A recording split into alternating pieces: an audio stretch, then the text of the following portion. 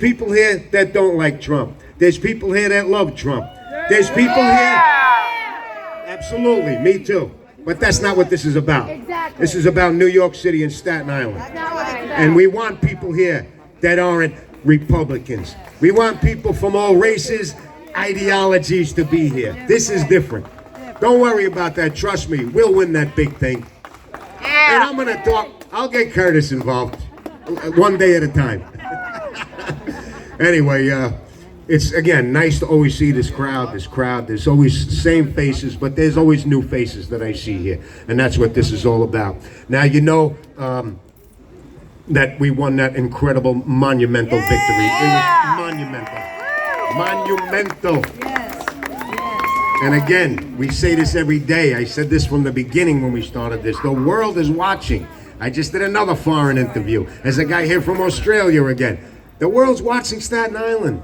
This is the ground zero. I said it the other day. Ground zero for the invasion is in Texas, but ground zero for the fix is right here. Right here in Staten Island. And you're part of it. You are part of history. And 100 years from now, I'm telling you, they're going to sing songs around campfires about you people. I'm telling you, that's a fact. This is monumental. Now, we all know that they're probably going to appeal, but they're taking their time on this appeal, which is a very good thing. I feel really optimistic about that. I think that maybe this mayor is coming to the conclusion that this is going to benefit him. All right? He needs to save face and save the people of this city. That's right. And I think this is a good thing. So why are we here? It's not a victory. There's no time for victory. It's short and sweet. Of course I went out and had a martini, maybe 2, maybe 3 after the victory. But it's short. And then the next moment I got right on top of things and let people know that we cannot be complacent. There's people that show up at one rally a year and they go to sleep. I did my job. No, you didn't. You got to be here all the time. You have to be out like you people all the time. Even after we win. Even after we win. Even after we win. Because this is one battle of many in the big fight. Anyway, I'll talk a little bit more later on. Just wanted to get you guys all riled up here. All right, I'm going to bring up the guy in the pinstripe suit, the one and only Johnny Tobacco.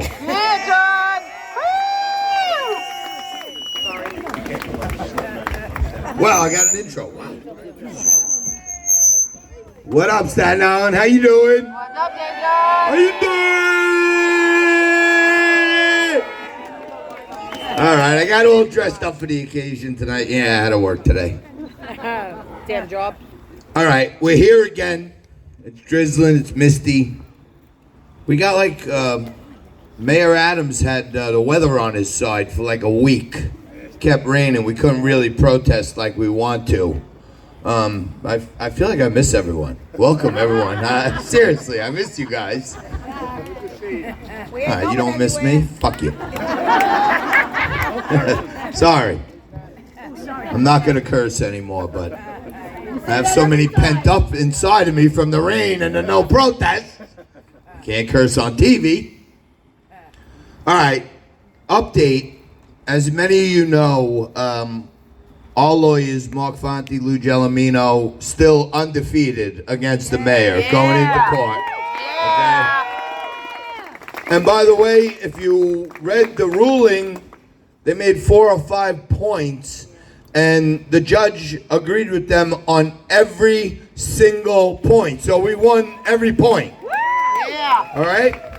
Now, if you remember, for those of you keeping score at home, the last time the mayor and his little henchmen, they ran right into court. Man, it's Friday. Let's screw the Staten Islanders. And they appealed us in 1 hour. And they got some left-wing progressive over in Brooklyn in the second department to say, yeah, we don't care about the law. Make them feel like crap. All right? Notice this time the nuance. They filed a stay which said, we're going to think about it. And I'm putting it in regular terms. We're going to think about if we want to appeal. Okay? But they didn't race right in there because the judge, with his ruling and his decision, tied them in knots. Yeah. For those of you following like a wonk like me, who aren't following like a wonk like me, We won on the main point, which is a landmark decision that the judge said the right to shelter stands for New Yorkers. And that's it. That is it. Who's got that horn? Bring that horn again. There we go. Let's get that going. Okay. It's for New Yorkers. The judge, again, a Democrat, went so far to say that was a different time, and it was aimed towards some, his words, in quotes, Bowery derelicts who were down on their luck. This rule was written for people who were needy, who were New Yorkers, who got stuck in a bad spot, and they said, hey, you know what? We're great people, we're Christian, we're charitable. If they're New Yorkers, we gotta take care of them. Yeah. If they're from Venezuela and Mauritania and Africa and China, and they're on a terrorist watch list, we don't have to take care of them. Not for us, no. No. So, the mayor's in a bind. He was on this morning on, if you ask me, the greatest thing to happen to New York politics and New York radio, 77 WABC radio. Yes. Sid put his balls in the vice this morning and said, Mayor, how can you be in one court saying we got to pause right to shelter? We can't handle it anymore. But then you're going to go into another court and say, we need right to shelter. How does that work, Mayor? Sid asked him. So if you're not tuned in every morning, by the way, 7:05, Curtis Sliwa is on with Sid every day. So that's must-see radio, okay? And for everyone that's out there on social media saying, screw Mayor Adams, he avoided the question, if you're listening, I may be proven wrong, but he said there are some points we can't let stand. He's got to cover his ass. But he said, I have my lawyers looking at it because there are some that we may not challenge. Yeah. And the main one that he can't challenge, that's why he hedged it today.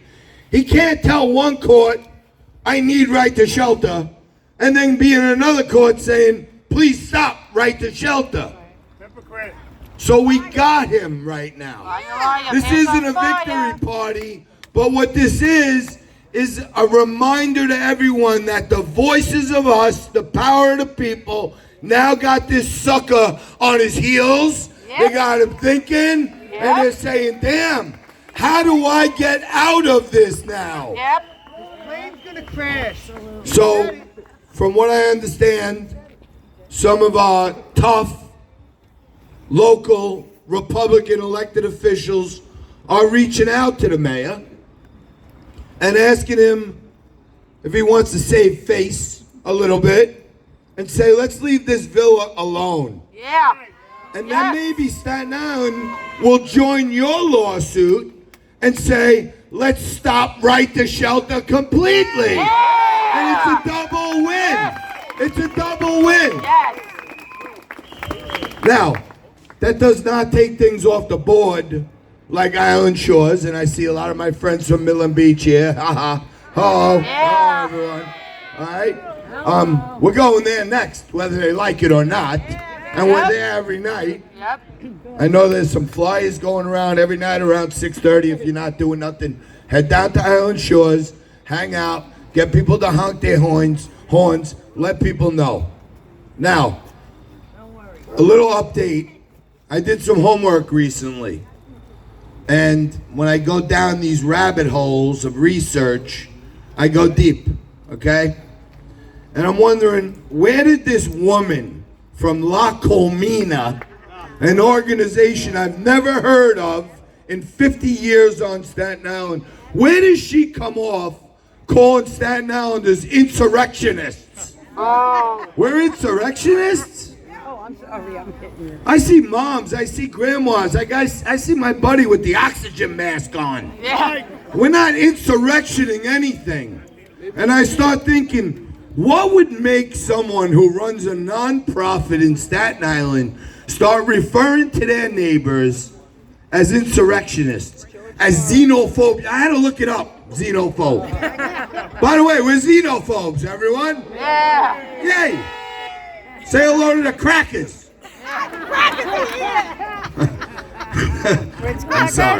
I'm sorry. It's hilarious. I'm not kidding you.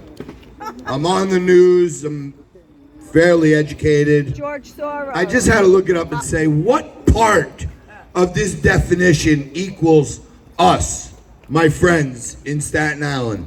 And not one part of it actually applies. I started thinking, why is she doing this? Where'd she come from? All the Where money. did they laser her in from, this particular lady? And when you go deeper, my friends, I said we're gonna die on the hill. Staten Island's where we draw the line in the sand.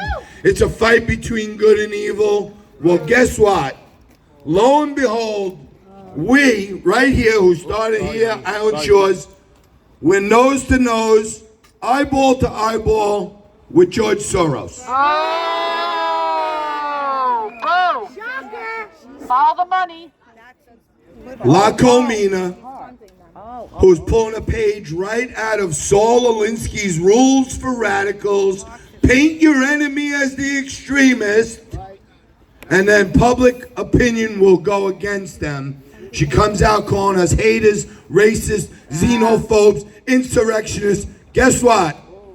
Tell all your friends in the coffee clutches, Yasinia Mata from La Comina, from their own public filings documented on the website, raised $1.5 million in 2021. Wow. They haven't filed their full statement for 22 yet, okay?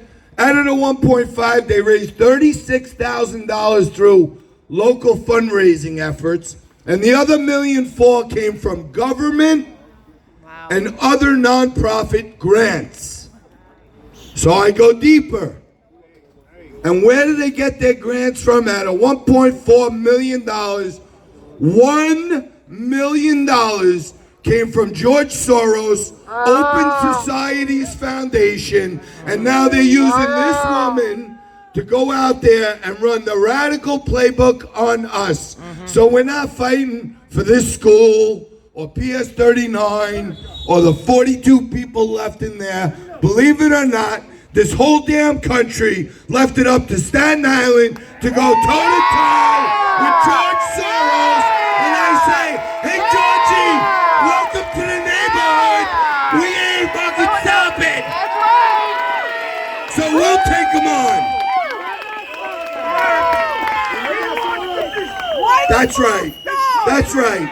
And it seems like a small issue. Oh, those Staten Islanders are crazy. Oh, it's just one place. Why don't they want them in their backyard? This tells the whole story. It's not about that. This is, again, a fight between good and evil. And George Soros is the evil. And we're the good. We're the good. That's why we're here.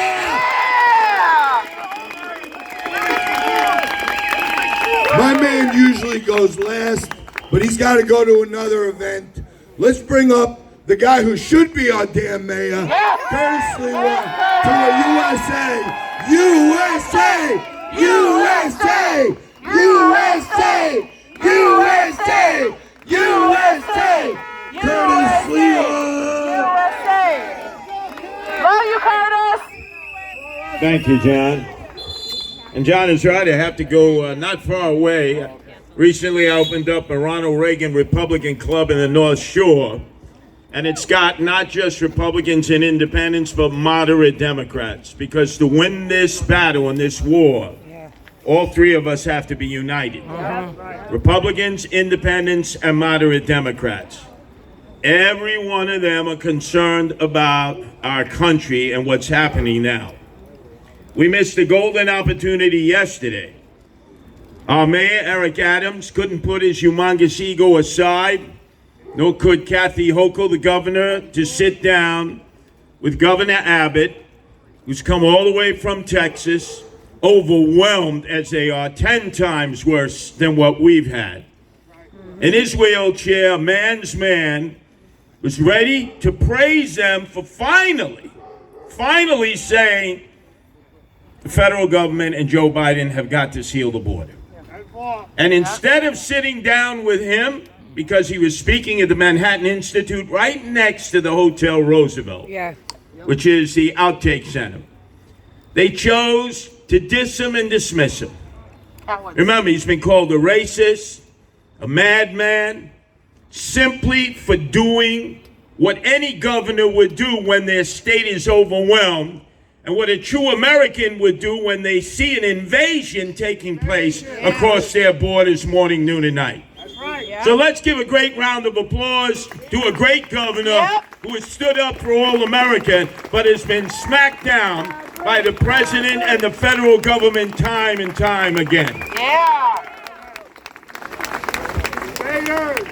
So they didn't do that. But as John Tobacco mentioned, the mayor is now vacillating. He knows that he's met an opponent he can't beat here in Staten Island.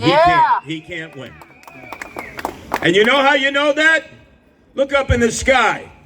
The friendly eye in the sky that has always been spying on us the last 3 rallies is not here. The drone. The only demonstrations that I've led all throughout the city that had drones were here in Staten Island. His perception of us is that we are political enemies. And he was using technology that's supposed to be used against gangbangers, thugs, and drug dealers against patriots like you who were exercising your First Amendment right of free speech.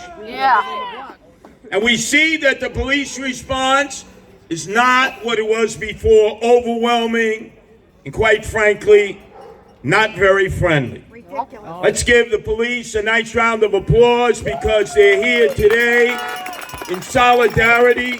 They obviously have to zip their lips and keep their opinions to themselves. But this is the way it should always be, because Staten Island has always proven to be the most patriotic of boroughs, to be the most supportive of police, where Blue Lives Matter started in the summer of 2020, when Black Lives Matter and Antifa were attacking the cops, were throwing Molotov cocktails, injuring them, when Bill de Blasio, that part-time mayor, that dope from Park Slope, who single-handedly destroyed the city that we love, told them they had to step down, neutered them. Which borough stood up in support for the NYPD? Staten Island! And you had a congressman at that time, Max Rose, who learned the hard way by siding with Black Lives Matter. And then Nicole Malliotakis kicked his ass. But let's talk about a broader situation. Because as John and both Scott Lobaido, leaders of the rebels, and let me tell you something, without the rebels, none of this would have taken place. Let's give them a great round of applause. But Staten Island is the only borough, the only place in America, because remember, I have guardian angels all over the United States, so I got my finger on the pulse. Staten Island is the only place where the politicians came together with the lawyers. The lawyers came together with you, the rebels, and worked in unity and harmony, and you have victory here outside of St. John Villa Academy. They said it couldn't be done. They said there's no way you could fight City Hall and win, right? Small borough of Staten Island, 500,000 people. Eric Adams would turn you into a speed bump. Well, guess what? He still hasn't found his God positioning system, aka GPS, to find his way here to Staten Island. Coward. But for years, the border states have been overrun with illegals. California, Arizona, New Mexico, especially Texas. Have you ever seen demonstrations like this in the border cities? The people there have been beaten. They've already been forced to wave the white flag, no mas, no mas. They open up their doors to their homes and they see illegal aliens running down their streets, sleeping in their backyards on their porches. invading the country, and they feel that all is hopeless, all is lost, there's nothing that can be done. Governor Abbott puts a few buoys in the Rio Grande, like you used to have at sleepaway camp. Remember, they put the buoys out in the lake and told you don't go beyond the lake. You know, there's sharks out there, kids. To stay within the buoys. And they told them you got to take the buoys down. The federal government. Because they want the illegals coming in. They want to flood our country. They want the vote. So your battle, your victory here has resonated across the country and across the world because there are migrant problems all over the world. Countries are overrun because their leaders have turned a blind eye to this problem. They treat all of you like your sheep. We're not sheep. We ain't sheep. And you need sheep herders. We're bulls. And I don't accept Republicans from Democrats. I go back to Ronald Reagan. I named the Republican clubs that I've opened all over the city for Ronald Reagan. But I got to tell you, when it came to immigration, remember, he gave amnesty and then he didn't do anything afterwards. Because back then in the 80s, Republicans were for illegal aliens for the cheap labor.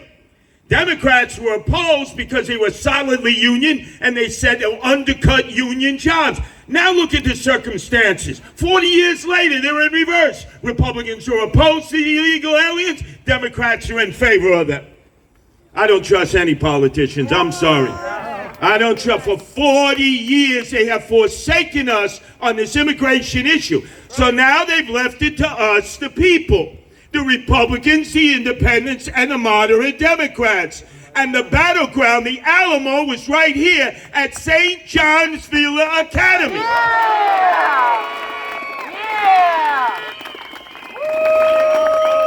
Now let me give advice to both Eric Adams, to Kathy Hochul, and to President Joe Biden.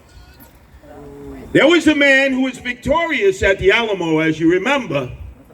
The Patriots lost the Alamo and they were all slaughtered except for a few who escaped. The armies of Santa Anna. Santa Anna went on to Mexico City and he christened himself the Emperor. And then the Mexicans had enough of his nonsense, kicked his butt, and where did he flee to? Where did he become an asylum seeker? Many of you don't even know he came here to Staten Island. He was granted asylum on Staten Island. Santa Ana, remember the Alamo, remember? He was granted asylum by our United States government. He had a peg leg because he had lost his leg in battle. And you know those chiclets that you eat from time to time? You did this. He invented the chiclets here on Staten Island. Okay. So I tell you what, Eric Adams, Kathy Hochul, Joe Biden, if you continue to fight the will of the people, we're not going to grant you asylum on Staten Island. No. In fact, what you've learned here in Staten Island is you've been kicked around for the last time. They dumped our garbage on you. They made fun of you. They said the Forgotten Island. They called you Satan Island. To this day, they make jokes about you. Staten Island. Well, guess what? You're tired of being kicked around because you're manned up and womaned up like no other borough, like no other place in the United States, and you're entitled to secession and to become the 51st state. Why not? Vermont is a state. They were originally part of New York State. They seceded. Wyoming has about 500,000 people. There are more bison and buffalo in Wyoming than people. Think about that. Why not go the whole 9 yards? Become a state. You get 2 U.S. senators. You have power. You have a congressperson. It's time. You've been abused for too long. You have stepped up. You have fought the battle, not just for Staten Island and the city and the state, but for all of America. And all of Americans should be grateful to you.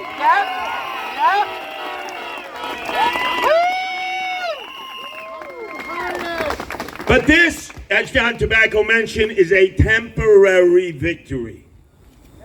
I'm going to tell you why. When I finish in the North Shore, speaking at our Republican Ronald Reagan Club, I have to go into Brooklyn, my beloved Brooklyn. That's where half of your families are from. I remember when they put the plank up, and I was eating hamburgers, belly sliders at the White Castle that used to be on 86th and Bay Ridge. And my uncle Vincenzo Schiavone told me, hey, look, they're putting up the bridge. There goes half our family. I said, why would half our family want to leave? He said, watch. And I did watch. And half our family did the hop, skip, and a jump. They made the jump, South Shore, down to Jersey Shore. Next stop, Boca Raton, Miami. You know how that route goes. And I know that many of you, when you go home at night, you turn on that computer and you're prospecting. You got 1 foot out the door. Pretty soon, if the interest rates ever come down from 7.5%, maybe 8%, you'll be selling your house. You'll be out of here. Don't lie to me. I understand why some of you would feel that way, the way you've been abused. But I'm telling you now, you have proven to be victorious. You have been David versus Goliath. Now is the time to fight for what you know is right. Now is the time to improve, don't move. You've got them thinking twice. Like, we don't want to go out and battle in Staten Island because everywhere they go, you have them in check. It's check, it's check, it's check. They're afraid you'll checkmate them at Fort Wadsworth, at the State Armory, and any other place they decide to just plunk people down. Out in Travis, where you have the illegals with cars with no plates, no license, no registration, doing drag racing, where they're sitting out late at night drinking cerveza, they're smoking weed, and the cops aren't doing anything about it. Why? Because they're asylum seekers and they're untouchables. Well, guess what? Nobody in Staten Island is an untouchable. You break the law, you get arrested, and hopefully you go to jail. That's the way it should be.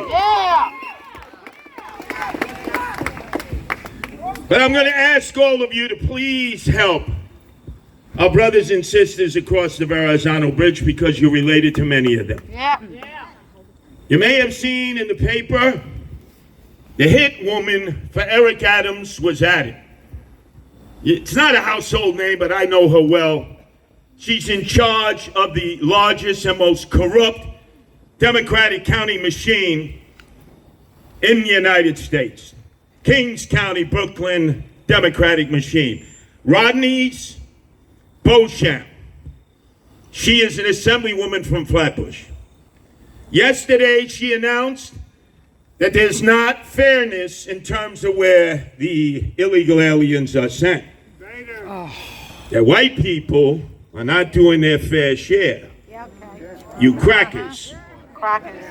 And she said, you know, and these are all the places I told people in Brooklyn months ago that Eric Adams was going to put these migrant centers, and just like here in Staten Island, they said I was lying, I was making it up, I was in a drug-induced psychosis, I was like Dr. Timothy Leary on LSD, don't believe Sliwa. Republicans told you that, Democrats told you that, and City Hall told you that, and who proved to be right? Me! I wish I was wrong, but I was right. And I said they would do it at Bay Ridge. And I said they'll do it in Fort Hamilton. And I said they'd do it in Marine Park. And I said that they would do it right in Manhattan Beach. And I have elected officials calling up asking, well, how the hell does he know? Because there are rats in City Hall leaving the sinking ship who eat the Parmesan cheese and talk to Curtis Sliwa and let me know so that the people can know. Oh, they're wondering who their rats are. Every day they go to City Hall. Who's talking to Curtis? Who grew up with Curtis in Canarsie? Who is ratting us out to Curtis? And they take the code of Omerta. These are men and women, civil servants. They're not patronage appointees. They're out of there in about a year or two. They got their pension, and they care about their city, and they care about all of you, and that's why they funnel the information to me. And I use, as John Tobacco mentioned, the most powerful radio station in the nation that gives you the information of everything going on. 770 AM WABC. Let's give them all a great round of applause.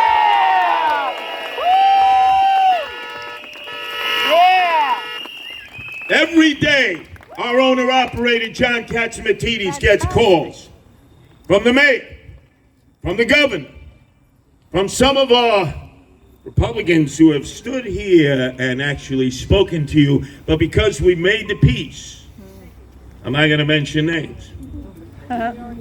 From police, I'll tell you. from law enforcement, from business people, and they have said the following: fire Curtis Sliwa, suspend him, put him down on wounded knee, make him buckle bow, make him retract, make him apologize. And I told all of them, you can kiss my ass.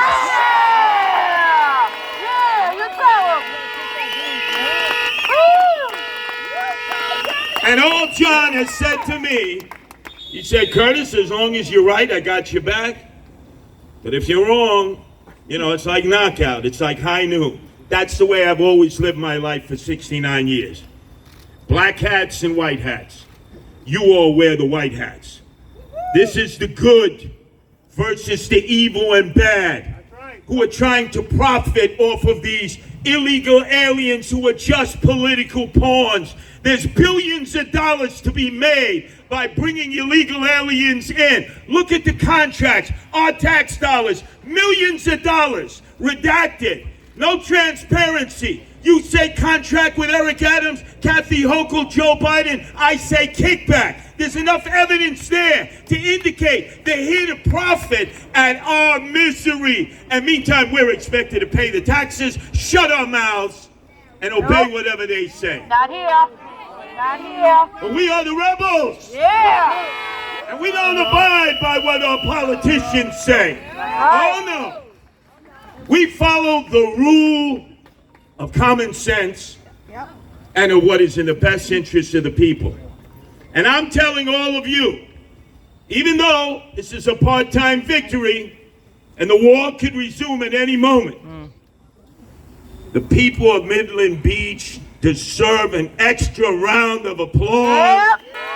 Yeah. When they were dragged off the street, 10 of them arrested for nothing.